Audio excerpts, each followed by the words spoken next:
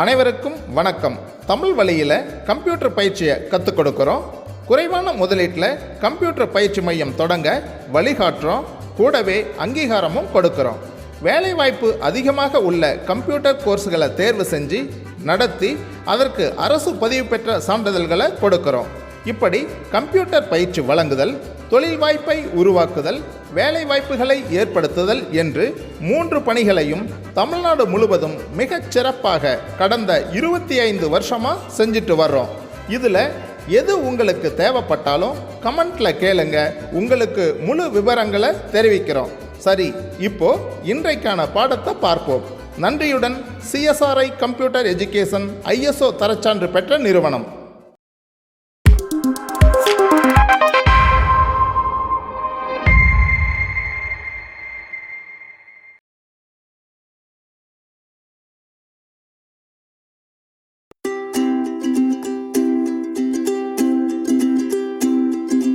Hello students, நாம் இன்னைக்கு Microsoft office 2007 எக்ஸலில் lab 10 பார்க்க போகிறோம். இப்போ கிளாஸ் 10 பார்த்தோம் இல்லையா, அதனோட லேப் எக்ஸசைஸ் தான். ஸோ இப்போ கிளாஸ் 10 நம்ம என்ன பார்த்தோம்னா அட்வான்ஸ் ஃபார்முலா பற்றி பார்த்தோம். ஸோ அந்த ஃபார்முலாவை இப்போ லேப் நம்ம செஞ்சு பார்க்க போகிறோம். ஸோ இந்த லேப் எக்ஸசைஸில் first question, open a excel workbook, save file in the specified name and location. So என்ன சொல்லியிருக்காங்கன்னா, ஃபர்ஸ்ட் ஒரு ஓப்பன் பண்ணி சொல்லியிருக்காங்க எக்ஸல் ஒர்க் புக்கை. ஓப்பன் பண்ண உடனே அந்த ஃபைலை ஃபர்ஸ்ட் சேவ் பண்ண சொல்லிட்டாங்க. ஓகேங்களா? ஸோ நாமளும் இப்போ எக்ஸல் ஓப்பன் பண்ணி ஃபைலை சேவ் பண்ணிக்கலாம். ஸோ எக்ஸல் ஓப்பன் பண்ணியாச்சு. இப்போ சேவ் எப்படி கொடுக்கணும்? ஆஃபீஸ் பட்டனில் சேவ், அப்படி இல்லைன்னா Ctrl+S ஷார்ட்கட் கொடுத்துட்டு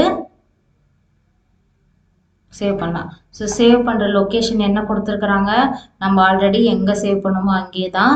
ஸ்டூடெண்ட்டில் என்ன கோர்ஸ் படிக்கிறீங்களோ அந்த கோர்ஸோட ஃபோல்டரில் உங்கள் நேம் போட்ட ஃபோல்டருக்குள்ளே இன்னைக்கு சப்ஜெக்ட் இருக்கும். அந்த சப்ஜெக்ட்குள்ளே போயிட்டு இன்னைக்கு லேப் 10 அப்படின்றத சேவ் பண்ணிக்கோங்க. ஓகேங்களா? ஸோ ஸ்டூடெண்ட்டில் கோர்ஸில் உங்கள் நேம் போட்ட ஃபோல்டருக்குள்ளே சப்ஜெக்ட் நேம் எக்ஸலில் இன்னைக்கு லேப் என்ன, 10th lab. So 10.lab 10 open bracket, இன்னைக்கு டேட்டு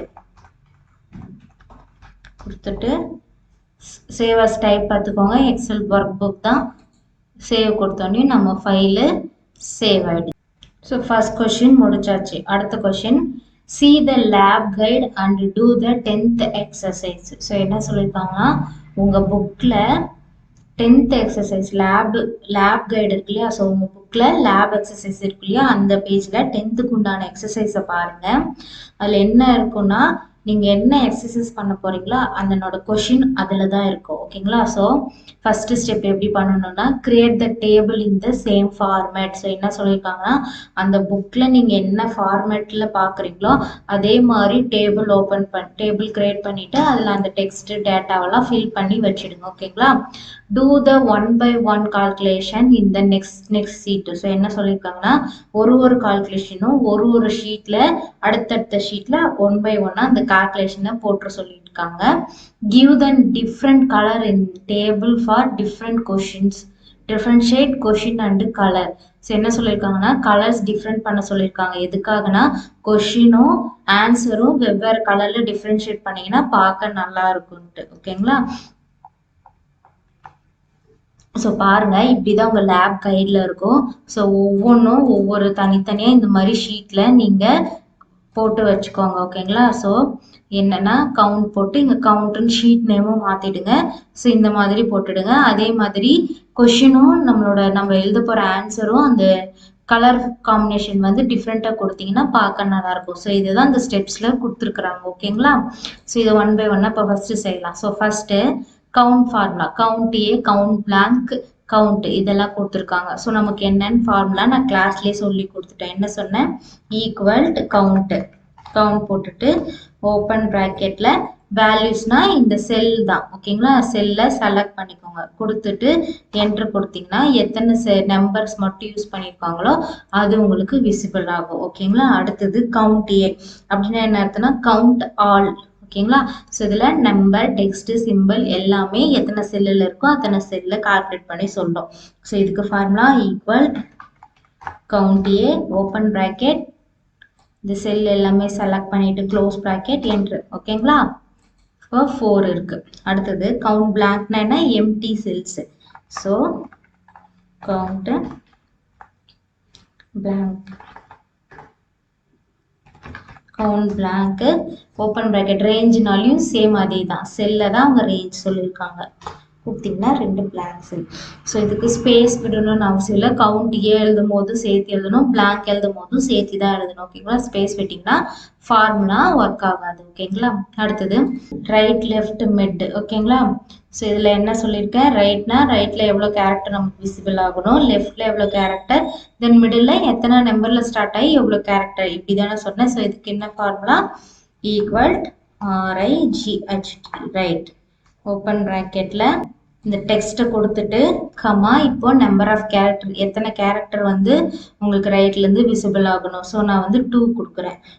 க்ளோஸ் ப்ராக்கெட் கொடுத்து என்ட்ரு கொடுத்தீங்கன்னா கடைசி 2. ஓகேங்களா? அதுதானே இதனோட டெஃபினிஷன். ரைட்ல இருந்து எத்தனை கேரக்டர் விசிபிள் ஆகணுன்றது தான். அடுத்தது left equal LEFT, left open bracket இந்த டெக்ஸ்ட்டு கமா இதுலேயும் நான் 2 கொடுக்குறேன். லெஃப்ட்ல இருந்து 2 கேரக்டர் எனக்கு விசிபிள் ஆகணும். என்ட்ரு கொடுத்தீங்கன்னா லெஃப்ட்ல இருந்து 2 கேரக்டர். அடுத்தது மிட், மிட்னா இந்த கேரக்டர்ல இருந்து இந்த கேரக்டர் வரைக்கும் எனக்கு விசிபிள் ஆகணும்ட்டு. ஓகேங்களா? ஸோ ஈக்குவல் மிட்னா மிடில், மிட் கொடுத்துட்டு டெக்ஸ்ட்டை செலக்ட் பண்ணிக்கோங்க கமா ஸ்டார்ட் நம்பர். ஸோ எந்த நம்பர்லேருந்து ஸ்டார்ட் ஆகணும்? நான் ஃபர்ஸ்ட் நம்பர்லேருந்தே கொடுக்குறேன். அதுலேருந்து எனக்கு 3 நம்பர், அதாவது 3 கேரக்டர் 1 2 3 அந்த கேரக்டர் வந்து டிஸ்பிளே ஆகணும். பாருங்க, ஃபர்ஸ்ட் 3 கேரக்டர், ஃபர்ஸ்ட்லேருந்து ஸ்டார்ட் ஆகி ஃபர்ஸ்ட் 3 கேரக்டர் தெரியுதுங்களா? ஸோ இதே மாதிரி தான் சேம் இந்த டெக்ஸ்ட்டுக்கு. ஈக்குவல் ரைட் ஓப்பன் ப்ராக்கெட் டெக்ஸ்ட்டை செலக்ட் பண்ணிட்டு கமா இதில் நான் 1 கொடுக்குறேன். நீங்களும் இங்கே நான் என்ன கொடுத்துருக்கேன்? 2, இங்கேயும் 2, இங்கே வந்து என்ன கொடுத்துருக்கேன்? 1லேருந்து 3 கேட்டு சேம் நீங்களும் இதே கொடுங்க. ஓகேங்களா? அப்போ தான் எல்லாருக்கும் ரிசல்ட் ஒரே மாதிரி இருக்கும். அடுத்தது என்ட்ரு கொடுங்க. கொடுத்தா ரைட்ல இருந்து ஃபர்ஸ்ட் லெட்டர். அடுத்து லெஃப்ட்டுக்கும் அதே மாதிரி ஒரு கேரக்டர் கொடுங்க. ஓகேங்களா? அடுத்தது மிட், மிட்ல டெக்ஸ்ட்டை செலக்ட் பண்ணிட்டு ஸ்டார்ட் நம்பரும் 1 கேரக்டரும் 1. ஓகேங்களா? பாருங்க ஒன்னே ஒன்று விசிபிள் ஆகுது. ஓகேங்களா? இதுதான் ரைட் லெஃப்ட் மிட். அடுத்தது நீங்களும் இந்த 1 அடுத்தடுத்து இங்கே என்ன இருக்கோ அதே ஷீட்டை நீங்களும் கிரியேட் பண்ணிக்கோங்க. உங்கள் கைட்லையும் இப்படி தான் இருக்கும். ஓகேங்களா? ஸோ அடுத்தது அப்பர் லோயர் ப்ராப்பர்.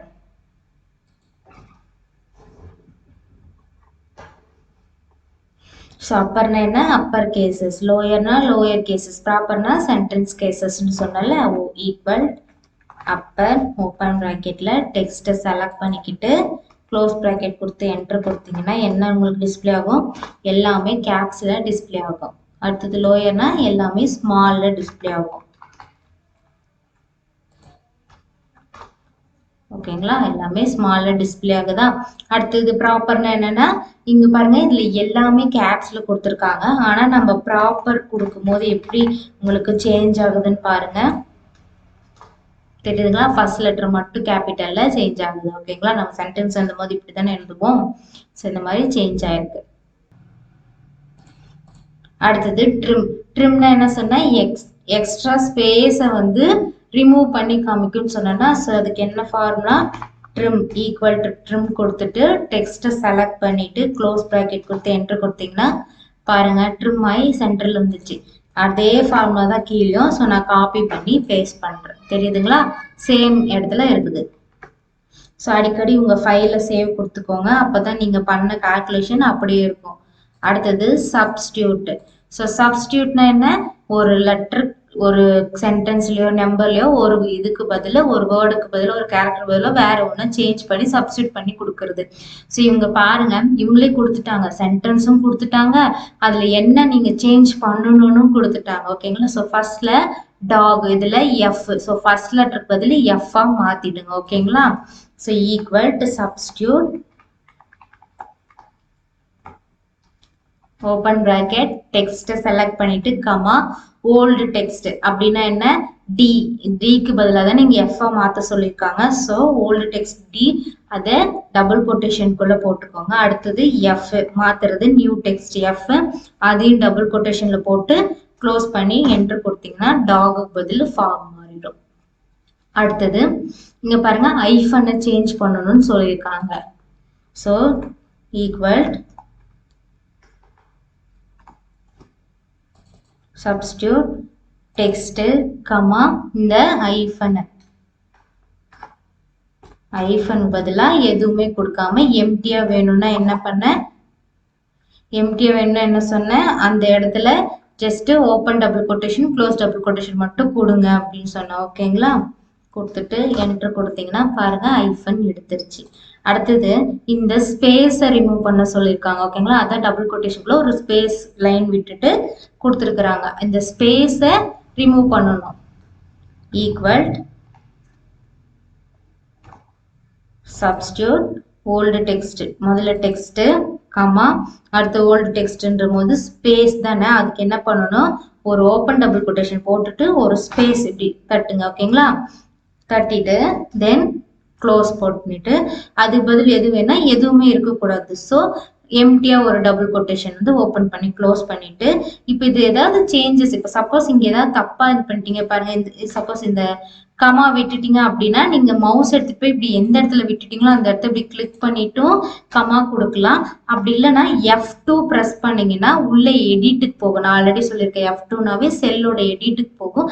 அப்படின்னும் போது நீங்க கொடுத்து ரைட் லெஃப்ட் மூவ் பண்ணி இப்படி மூவ் பண்ணி கூட நீங்க கொடுத்துக்கலாம். ஓகேங்களா? க்ளோஸ் பிராக்கெட் என்டர் பாருங்க ஸ்பேஸை ரிமூவ் பண்ணிடுச்சு. ஓகேங்களா? ஸோ இதுதான் சப்ஸ்டியூட். ஒரு வேர்டோ ஒரு லெட்டர் பதிலோ வேற ஒன்று நம்ம சேஞ்ச் பண்றது. அடுத்தது ஏபிஎஸ் அப்சல்யூட் வேல்யூ அப்படின்னா என்ன சொன்னா நெகட்டிவை பாசிட்டிவ் நம்பரா மாத்திடும். ஸோ அதுக்கு formula equal ABS open bracket இந்த நம்பரை செலக்ட் பண்ணிட்டு க்ளோஸ் பிராக்கெட் கொடுத்தீங்கன்னா பாசிட்டிவ் நம்பரா மாறிடும். தென் இதை அப்படியே ட்ராக் பண்ணீங்கன்னா என்ன ஆகும் அந்த ஃபார்முலா அடுத்தடுத்துக்கு ஃபில் ஆயிடும். இப்போ பாருங்க எல்லாமே நமக்கு பாசிட்டிவ் நம்பரா மாறிடுச்சா? ஸோ இப்படிதான் 1 by 1 நம்ம செய்யணும். ஓகேங்களா? ஸோ கவுண்டர் நம்ம வந்து எத்தனை இருக்குன்றத செய்யறது. கவுண்ட் ஏன்னா நம்பர் டெக்ஸ்ட் சிம்பிள் எல்லாமே கவுண்ட் பண்றது. கவுண்ட் பிளாங்க்னா எம்டி செல்ல கவுண்ட் பண்றது. ரைட் லெஃப்ட்னா ரைட்ல லெஃப்ட்ல மிடில் எத்தனை கேரக்டர் விசிபிள் ஆகுன்றது. Upper lower proper cases sentence cases capital letter small letter proper சென்டென்ஸா எப்படி இருக்கணுமோ அந்த மாதிரி. ட்ரிம்னா எக்ஸ்ட்ரா ஸ்பேசஸை ரிமூவ் பண்ணி காமிக்கும். சப்ஸ்டியூட் போது ஒரு வேர்டுக்கு பதில் இன்னொரு வேர்டு சேஞ்ச் பண்ணி காமிக்கும். அப்சல்யூட் வேல்யூ வந்து நெகட்டிவ் வேல்யூவை ரிமூவ் பண்ணி காமிக்கும். ஓகேங்களா? ஸோ இதுதான் நம்ம 10th கிளாஸ்ல பார்த்தது. மீதி அடுத்தடுத்த லேப் செஷன்ல பார்க்கலாம். ஓகே ஸ்டூடெண்ட்ஸ், நீங்களும் இதே மாதிரி 1 by 1 போட்டு பாருங்க, ப்ராக்டிஸ் பண்ணி பாருங்க. நீங்களே இதுல வந்து வேற வேர்டோ வேற லெட்டரோ கொடுத்து அது எப்படி ஒர்க் ஆகுது. இப்போ ரைட்ல வந்து 1 மட்டும் கொடுத்தீங்கன்னா இது மட்டும் விசிபிள் ஆகுதா, அந்த மாதிரி நீங்க மாத்தி நம்பரை கொடுத்து பாருங்க. அப்பதான் உங்களுக்கு இன்னும் நல்லா அண்டர்ஸ்டாண்டிங் வரும். ஓகேங்களா? Okay students, all the best. Thanks.